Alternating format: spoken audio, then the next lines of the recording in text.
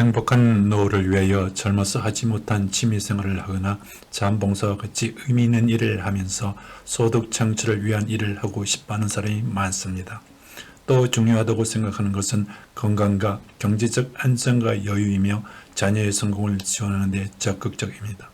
노후의 전원생활을 생각하고 있는 사람이라면 어디에 살 것인가는 먼저 내가 가지고 있는 경제적 능력 범위 내에서 어디로 갈 것인가를 생각해 보아야 할 것입니다. 대한민국에서 노후에 살기 좋은 도시로 제주와 속초 그리고 양평을 들고 있습니다. 먼저 한국인들이 노후에 살고 싶어하는 제주는 어딜 가나 10분 거리에 바다와 산을 마음껏 볼 수 있는 천혜의 자연환경을 자랑하고 있습니다. 지금도 우리가 항사나 미세먼지 얘기가 나올 때마다 사람들은 제주도를 떠올리곤 합니다. 또한 제주도에 웬만한 곳은 차가 막히는 일이 잘 없습니다. 빡빡한 서울에서는 어딜 가나 차에서 몇 시간을 그냥 날려보내기 일쑤지만 제주는 다릅니다. 그러나 지금 제주도에 살고 있는 사람들은 몇 년 사이에 제주의 자동차와 관광객들이 너무 많아지다 보니 옛날의 제주도가 아니라는 이야기를 많이 하고, 또한 최근 제주도의 골프장이 너무 많이 들어서면서 어마어마한 농약 때문에 수질 오염이 더 심각하다고 합니다. 그럼에도 불구하고 제주도가 살기 좋다고 느끼는 것은 서울에서 비행기로 1시간이면 도착하며 풍경은 해외에 온 것 같으면서 해외에 사는 것보다는 어느나 모든 면에서 편하다 보니 노후에 살고 싶다고 느끼는 것 같습니다. 그래서일까요? 제주도의 집값 상승률 또한 높은데요. 특히 관광객 수요가 몰리는 제주시 서귀포 일대 토지 가격은 그야말로 부르는 게 값입니다. 또한 제주도에서 65 이상 고령인가 증가하면서 현재 고령 사회로 진입했습니다. 그러다 보니 노인들이 할 만한 일자리가 특별히 없다는 것도 단점이 될 수 있을 것 같습니다. 다음으로 2위는 속초입니다. 속초는 서울에서 2시간 정도면 갈 수 있기 때문에 서울 접근성이 좋고 속초, 강릉 및 강원도 해안 도시들은 설악산의 동해까지 산과 바다를 한꺼번에 즐길 수 있는 최적의 자연환경을 갖춘 지역으로 꼽히고 있습니다. 천혜의 자연환경과 서울의 접근성 그리고 맑은 공기 때문에 속초를 많이 선호하고 있죠. 최근 들어 강원도 또한 부동산 가격이 굉장히 많이 올랐습니다. 여기서 주목할 점은 해안가 주변의 아파트와 오피스 가구 수가 속초시 인구보다 훨씬 많습니다. 수도권에 있는 사람들이 속초 해안가 주변을 중심으로 세컨하우스를 많이 가지고 있다는 뜻이 됩니다. 그만큼 많은 사람들이 선호한 지역이라고 볼 수 있겠습니다. 그리고 강원도 못지않게 서울 경기 인근에서 선호하는 지역이 바로 경기도 양평입니다. 언제든지 경의중앙선 지하철로 갈 수 있고 여러가지 편의성 때문에 양평을 많이 선호하고 있습니다. 서울과 가까우면서도 녹지 공간이 많고 자연환경이 좋은 데다 무공해 지경이라서 농사를 지을 때 아예 무공해로 지을 수 있고 남한강 줄기를 따라서 전원주택단지가 굉장히 잘 발달되어 있는 곳이 양평입니다. 방범시설도 잘 되어 있고 편의시설도 어느 정도 갖춰져 있기 때문에 자녀들의 방문이나 서울에서 가까우면서 자연환경이 좋은 곳으로 양평을 많이 선호하고 있는 편입니다. 그렇다면 은퇴한 사람이 노후주거를 즐길 때 다음으로 고려해야 할 것은 무엇일까요? 바로 건강과 관련되는 대형 병원입니다. 내가 언제 어떤 성향에 쓰러졌다고 했을 때 병원까지 골든타임 이전에 도착해야 하기 때문에 병원 및 편의시설이 많은 지역을 선택하는 것이 좋습니다.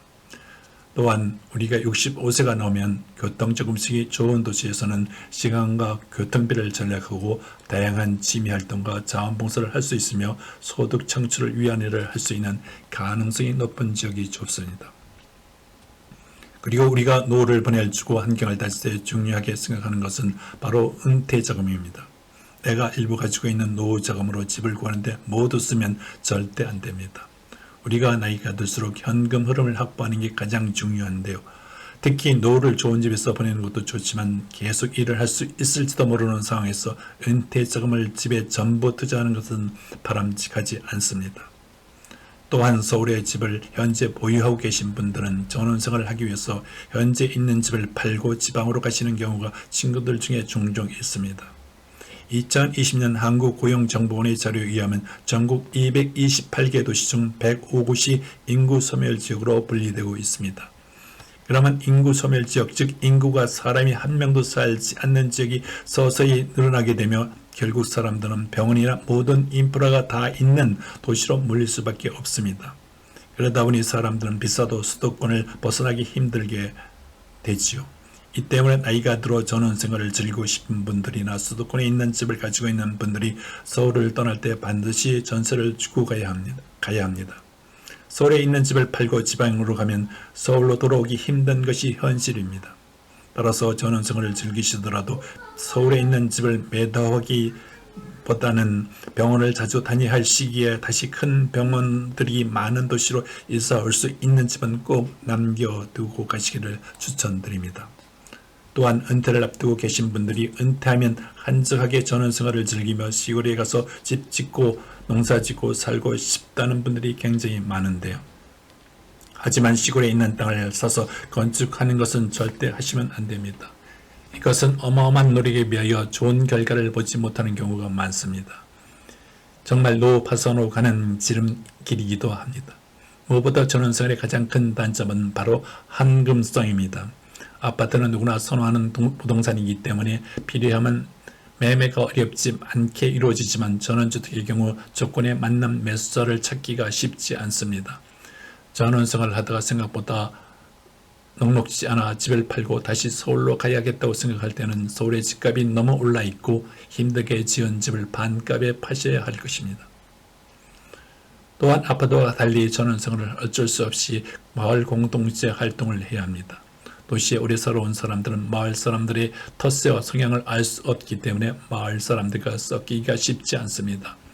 또한 병원 갈 일이 생겨도 전원생활은 병원 접근성과 교통비이 떨어져서 위험할 수 있습니다. 젊고 건강한 나이라면 상관없지만 병원과 친해지는 나이에 병원 접근성이 떨어진다는 것은 치명적인 단점이 될 수 있는 것이지요.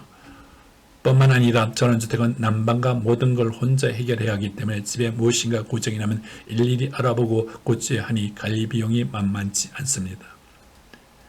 전원생활을 꼭 해보고 싶다고 생각하는 분들은 한 달 살기를 먼저 해보거나 금매로 구매하는 것이 제일 좋으며 요즘 여러 자체에서 기여기촌을 장려하기 위해 집을 지어놓고 1년씩 빌려주는 프로그램도 운영하고 있기 때문에 이런 프로그램을 알아보시고 직접 체험을 한번 해보신 후 결정을 하셔도 충분합니다. 시골에는 빈집이 많기 때문에 그런 집에 전세나 월세로 살아보시면서 동네 사람들과 어울려보고 농사도 지어보고 시골에서 사는 것이 1년 내내 좋은지도 경험해보고 결정하시기를 바랍니다. 은퇴를 했다는 이야기는 건강을 자신할 수 없는 나이라는 이야기도 합니다. 내가 갑작스러운 상황에서 건강 문제 때문에 또는 자녀들 문제 때문에 긴급히 돈을 필요로 할 때 노후 자금을 사용할 수 있도록 효율적으로 관리하는 포트폴리오를 잘 짜서야 행복한 노후를 보낼 수 있습니다. 감사합니다.